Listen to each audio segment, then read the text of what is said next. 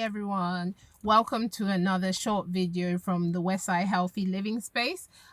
So today's video is for the men out there. So shout out to my brothers, to shout out to all my brothers in the house and all those that have taken the time to listen.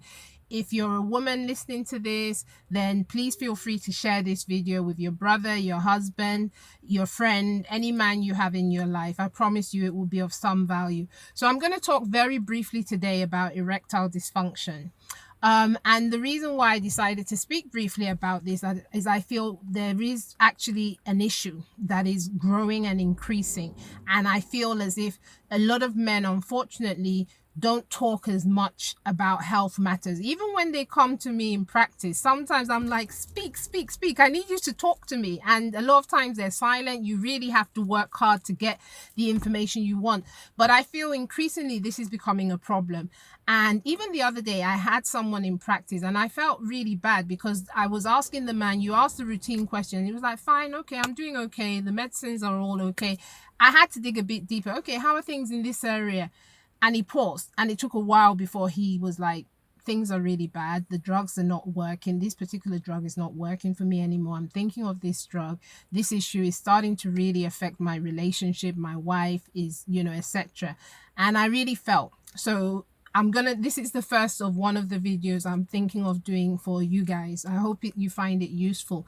So, and the other reason, and just to give you some statistics to help you appreciate and understand how much of an issue this thing is. So a couple of years ago, I did a post on Instagram where I said 1 in 5 men suffer from erectile dysfunction, and about 50%, I think, of men have that issue. Do you know what?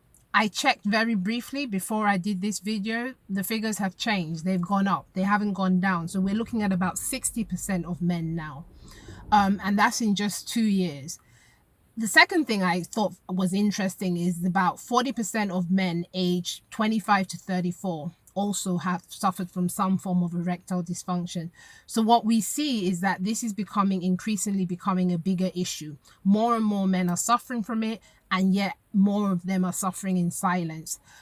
So the numbers may actually even be more than what I've just quoted, because a lot of men are not as open as women are when it comes to their health situation. So I think it's an important thing that we need to speak about, and anything we can do to help our men deal with this problem is really important. And the reason it's important is not just that having erectile dysfunction affects their their ability to perform and to have fulfilling relationships, but also because it could be a sign of something greater.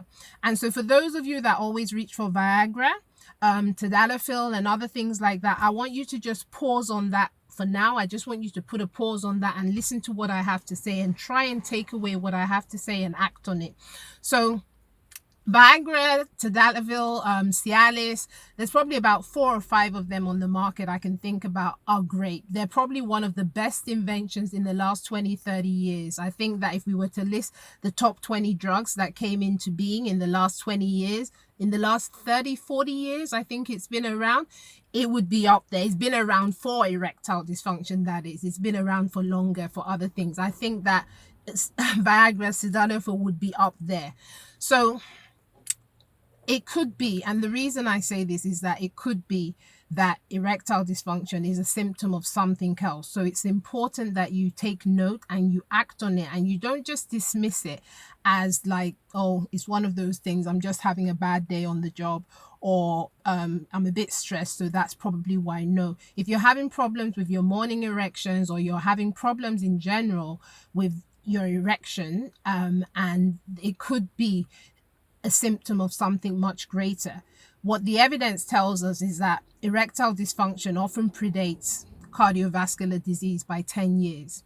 So in my mind, what that tells me is that signs of erectile dysfunction are actually nature's way of warning you that things aren't right in your body. The whole process of erection is based on blood flowing to your penis area. And when there's an issue with blood flow in your body, it generally reflects a problem in your cardiovascular system. So I really believe that this is nature's way of telling men that they have a bit of an issue. And, it's things, if they don't act soon, then obviously hypertension, other things can manifest. So nature is great because 10 years, the evidence is telling us 10 years it predates that. That means that you have 10 years to get things right. Obviously, you don't want to take 10 years. The sooner you do it, the better, because erectile dysfunction is something that gradually gets worse over time if you don't do it.